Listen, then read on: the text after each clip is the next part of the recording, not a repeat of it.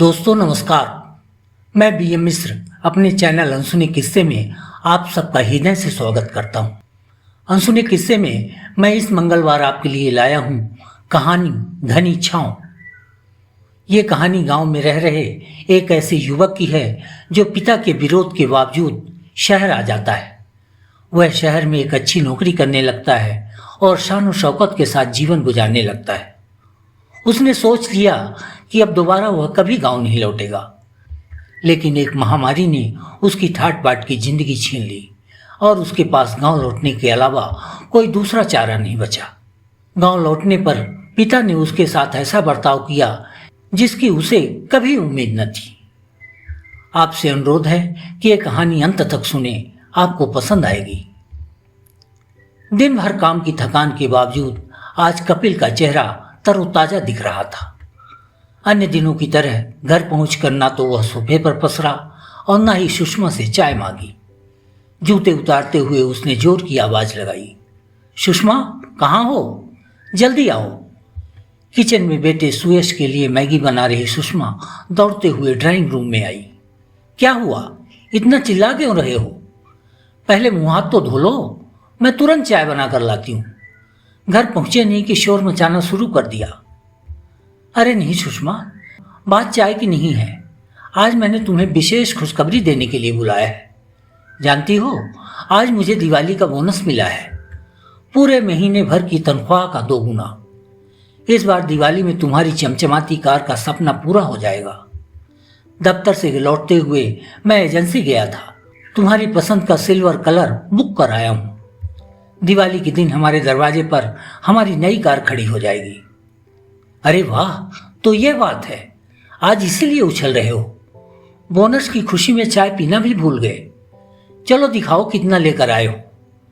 सुषमा ने कपिल का बैग खोला और उसमें रखी नोटों की गड्डियों को हाथ में लेकर चूम लिया। नोट गिनने के बाद उसने उन्हें अलग अलग 3 हिस्सों में रख दिए। कपिल ने पूछा, ये क्या कर रही हो? पैसे अलग अलग क्यों रख रही हो? खुशी से झूम रही सुषमा बोली, देखो, इसमें एक हिस्सा हमारी कार के लिए है, दूसरा दिवाली की जरूरी खरीदारी के लिए और तीसरा हिस्सा पिताजी के लिए है। हमारी खुशियों में उनका भी तो हक है। उन्हीं के कारण तुम आज इस काबिल बन पाए हो। सुषमा ने नोटों की एक गड्डी को उठाते हुए कहा, कल सुबह हम गांव चलेंगे और इसे पिताजी को देकर आएंगे। मैं चाहती हूं कि वो भी दिवाली अच्छे से मनाएं। कपिल ने सुषमा का हाथ पकड़ते हुए कहा, नहीं सुषमा, पिताजी क्या करेंगे इतने पैसे? वो तो हमेशा कहते थे कि हमारे पास भगवान का दिया सब कुछ है। याद है तुम्हें, मैं जब शहर आने के लिए बोलता था तो वो हमेशा यह कहकर रोक दिया करते थे कि पैसे तो गांव में भी रहकर कमाए जा सकते हैं। और फिर ये भी तो सोचो, आज 10 साल हो गए हमें शहर आए हुए, उन्होंने एक फोन तक नहीं किया। सुषमा, पिताजी अब हमें भूल चुके हैं। रहने दो, फालतू पैसे फेंकने की कोई जरूरत नहीं है। कार लेने के बाद हमें अभी अपना घर भी तो बनाना है। इस छोटे से फ्लैट में जिंदगी थोड़ी गुजारनी है।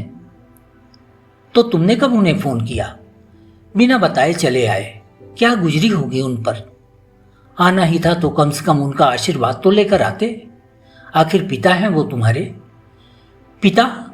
वो हमेशा मेरी नौकरी के खिलाफ रहे। वो नहीं चाहते थे कि मैं पैसे कमाऊं। छोटी सी दुकान में बैठाकर मेरा भविष्य चौपट करने का मूड था उनका। अगर मैं उनकी सुनता तो आज गांव के कीचड़ में ही सना रह जाता। ये शानो शौकत, ऐशो आराम कुछ नहीं हासिल होता हमें। कपिल की बातें सुनकर सुषमा का हाथ ढीला पड़ गया और नोट की गड्डी वहीं गिर गई। कपिल ने पैसे उठाकर फिर बैग में रख दिए और बाथरूम में घुस गया। कपिल 10 साल पहले अपने वृद्ध पिता रामदयाल को गांव में अकेले छोड़कर शहर आ गया था। रामदयाल गांव में किराने की एक छोटी सी दुकान चलाते थे। दुकान से उनकी जितनी कमाई होती उससे घर का खर्च आसानी से चल जाता। कपिल के जन्म के कुछ दिनों बाद ही पत्नी का स्वर्गवास हो गया था। कपिल उनका इकलौता बेटा था। पढ़ाई पूरी करने के बाद कपिल का मन गांव से उचटने लगा। वह अक्सर रामदयाल से कहता, पिताजी, मैं इस दुकान के झंझट में नहीं पड़ना चाहता। शहर जाकर कोई अच्छी नौकरी करूंगा, खूब पैसे कमाऊंगा और फिर हमें सुयश का भविष्य भी तो देखना है।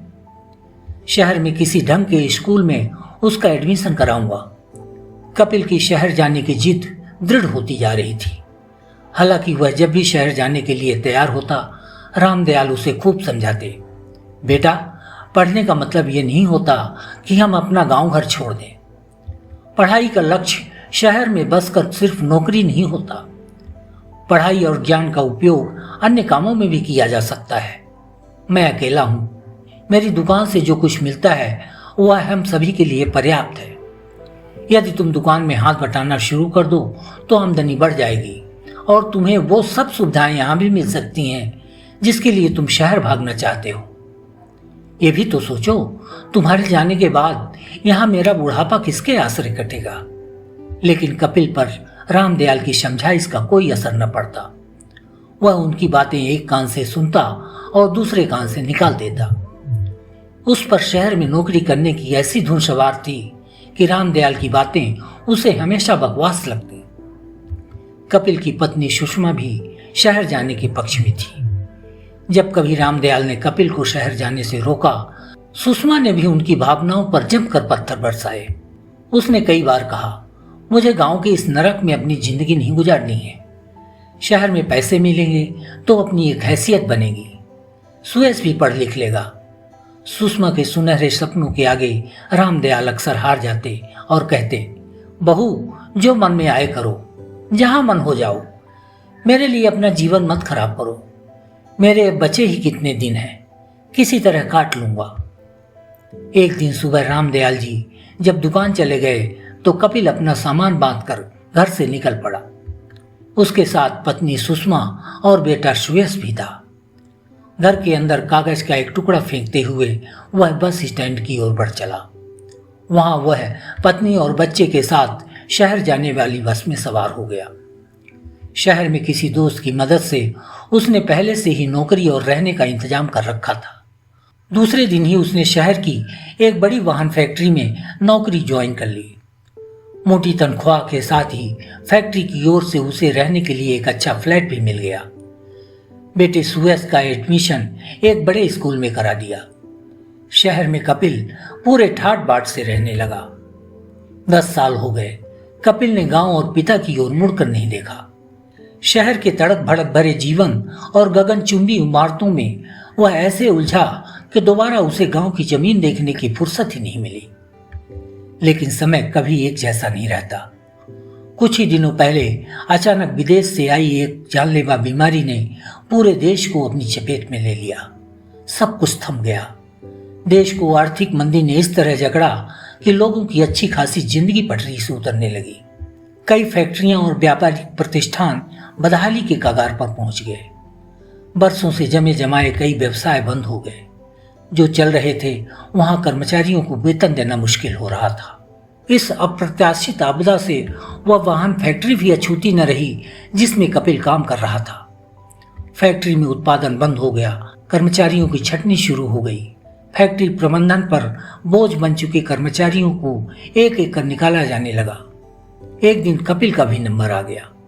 हिसाब किताब करने के बाद फैक्ट्री मालिक ने उसे जो कुछ दिया उससे बमुश्किल महीने भर का खर्च चल सकता था। फैक्ट्री से छुट्टी के बाद घर लौटे कपिल की आंखों के सामने अंधेरा छाने लगा। वह गहरी चिंता में डूब गया। उसे सूझ नहीं रहा था कि आखिर अब वह करे क्या। हालात ऐसे थे कि कहीं दूसरी जगह भी काम मिलने की उम्मीद नहीं थी। घर की चार दीवारी के बीच बैठे कपिल और सुषमा एक दूसरे के चेहरे की ओर देखते हुए दिन काट रहे थे। दोनों एक ऐसे अंधकार में भविष्य के डर में डूबे हुए थे जहां पेट भरने तक की राह नहीं दिख रही थी। किसी तरह अथाह चिंताओं के भंवर में फंसे कपिल और सुषमा का 1 महीना बीता। अब घर में आटा, चावल, दाल के डिब्बे भी खाली हो गए। जब जिंदा रहने की उम्मीद की हर किरण अस्त हो गई तो कपिल ने हाथों से अपने माथे पर जोर देते हुए कहा, सुषमा, अब पिताजी ही कुछ कर सकते हैं। चलो गांव लौट चलते हैं। टूट चुके कपिल की बात सुनकर सुषमा छत की ओर ताकने लगी। वह सोच रही थी, आखिर अब हम किस मुंह से पिताजी के पास वापस लौटेंगे? क्या वो हमें रहने देंगे अपने घर में? इधर जीवन के 80 बरस पूरे कर चुके रामदयाल इस संकट की घड़ी में भी दिन भर दुकान खोले बैठे रहते। महामारी के कहर के कारण व्यापार कमजोर हुआ तो उन्होंने किराने के सामान के साथ साथ सब्जी बाजी भी बेचना शुरू कर दिया। वह रोज सुबह दुकान खोलते और रात में घर लौटकर रोटी बनाते, फिर उन रोटियों को पेट में भर कर सो जाते। भयावह महामारी की विनाशलीला चरम पर थी। चारों ओर सन्नाटा था, लोग घरों में दुबके थे, लेकिन रामदयाल की दिनचर्या में कोई फर्क न पड़ा। आज भी वो रोज की तरह रात में रोटी खाकर बिस्तर पर लुढ़क गए। उन्हें पहले ही झपकी आई थी कि अचानक दरवाजे पर किसी गाड़ी के रुकने की आवाज आई। दरवाजा खोलकर देखा तो कपिल अपनी पत्नी और बेटे के साथ बाहर खड़ा था। उसकी हिम्मत घर के अंदर आने की नहीं हो रही थी। रामदयाल के सामने कपिल की हालत एक अपराधी जैसी थी। दरवाजे पर खड़े रामदयाल बिना पलक झपकाए उन्हें देर तक देखते रहे। फिर उन्होंने कपिल के सिर पर हाथ रखकर बोला, अंदर क्यों नहीं आते? अपने ही घर में आने के लिए इतना क्या सोच रहे हो? सुयस भूखा होगा, रोटियां रखी हैं, जाओ उसे दे दो। और सुनो, मेरी तबीयत अब जवाब देने लगी है। कल से दुकान खोलने तुम्हें जाना होगा। पैसे रखे हैं, चाहो तो दुकान के लिए और सामान मंगा लेना। चिंता की कोई बात नहीं है। यह दुकान ऐसे ही हम सब की रोटी का इंतजाम करती रहेगी। इसके बाद रामदयाल सुषमा की ओर मुखातिब होते हुए बोले, बहू, जरा सोने से पहले मेरे सिरहाने एक लोटा पानी तो रख देना। उनके बोलने का अंदाज ऐसा था जैसे कुछ हुआ ही न हो। रामदयाल के स्नेह भरे शब्दों ने कपिल और सुषमा को नीचे से ऊपर तक तर कर दिया। दोनों की आंखों से टपक रहे प्रायश्चित के आंसू जब बरसों से सूखी जमीन पर गिरे तो पूरा घर प्रेम की भीनी खुशबू से महक उठा। जब सब घर के अंदर चले गए तो रामदयाल ने अपने तकिए के नीचे रखा वो कागज का टुकड़ा निकाला जिसे 10 साल पहले कपिल ने शहर जाने के पहले घर के अंदर फेंका था। इस कागज में लिखा था, पिताजी, अब बहुत हो गया, मैं शहर जा रहा हूं, फिर कभी नहीं लौटूंगा। रामदयाल जी ने कागज के टुकड़े को मसलकर पास ही में जल रही अंगीठी में डाल दिया और सो गए। करीब महीने भर से हर रोज टूट रहे कपिल और सुषमा को आज ऐसा लग रहा था जैसे स्नेह की इस घनी छांव में ही उनके सारे सुख हैं। मित्रों, आपको ये कहानी कैसी लगी कमेंट बॉक्स में हमें ज़रूर बताएं और इसे लाइक व शेयर करना न भूलें। और हाँ, यदि आपने अभी तक हमारे चैनल को सब्सक्राइब नहीं किया है तो तुरंत कर लें। अगले मंगलवार हम फिर मिलेंगे एक नई कहानी के साथ। धन्यवाद।